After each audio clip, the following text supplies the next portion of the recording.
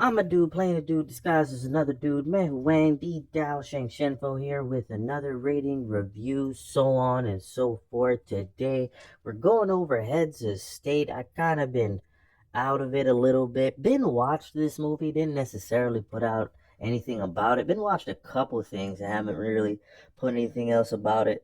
Um, but in the general sense, Heads of State on the surface and in the most concise manner, just a movie.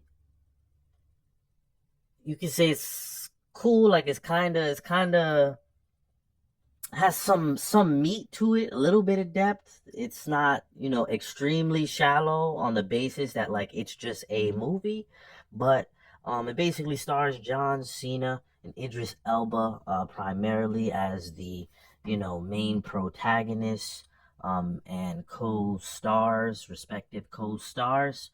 Um I'd give it roughly like a 7.2 out of 10. And now from this point on, I'll basically discuss certain things that stood out to me. Granted, like, I don't really like to give fluff um, when I'm speaking about certain movies, especially based off the way the entertainment industry is at this point, where, most entertainment really isn't that good to begin with anyway, and there isn't much depth to speak about without extrapolating nonsense or nonsensical points of contention. But some of my cliff notes associated with the movie Heads of State.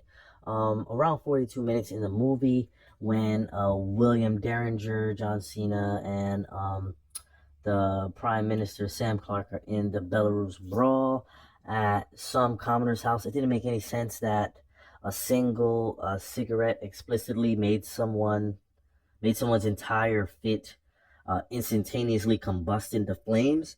That didn't make any sense to me. And I don't think, that didn't make any sense because just based off physics and, natural understanding of science and so on and so forth, that just didn't make any fucking sense.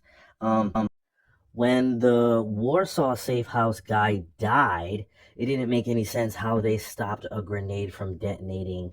That pin was already pulled.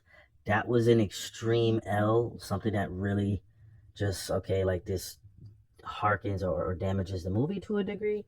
Um, at an hour and 10 minutes, when it's revealed that the data hacking guy turns on his cohorts and is exposed that there was an inside man in the employ of both um, the U.S. Government and the English governments, that immediately told me that the vice president, Kirk, that was sworn in was the inside man. The foreshadowing was pretty telling. Um, and it also was really great when the knife guy finally died. If you watch the movie, you'll immediately get what I mean when I say the knife guy. Um, at the same time, it doesn't make any sense that six armed men with full automatic weapons were able to get into a neutral NATO um, drenched, heavily armored, and supposedly securitized facility. That didn't make any sense to me, like at all. Like based off understanding the actual confines of, how we'll say securitized that type of area is securitized, not monetarily, but like just physical defense. Um, Also, when Noel broke the glass shrapnel in this guy's side, that was fucking amazing. Around like an hour and 37 minutes, anyone who watched it will get what I'm saying. The way she killed him was legitness, and as well was very decently satisfying. It didn't make any sense for John Cena and Idris Elba to start shooting at the main protagonist, mercenary leader dude. If they both realized that he was out of mags, why didn't one of them provide suppressing fire while the other just casually walked over to dude and neutralized, the bogey? That didn't make any sense at all to me. Like that was just bad writing.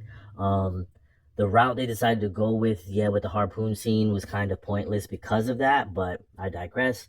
Finally, the movie ending on a kind of fish and chip scene was very fitting per the initial fish and chips joke that, you'll see a few times through the initial onset of the movie and why they don't like each other, they being Idris Elba and John Cena. Outside of that, once again, the movie is, I'd say, high quality 7.8 with a or a 7 plus next to it. Nothing new to speak of as far as movies go, but a solid little movie. I don't want to harken on it too much outside of what I already stated. I feel like, again, high quality, 7.2 out of 10. Anywho, this has been Man Hu Wang, the Dou-zhansheng-fo here with another rating review, so on and so forth. Don't forget to like, comment, subscribe. I'm out.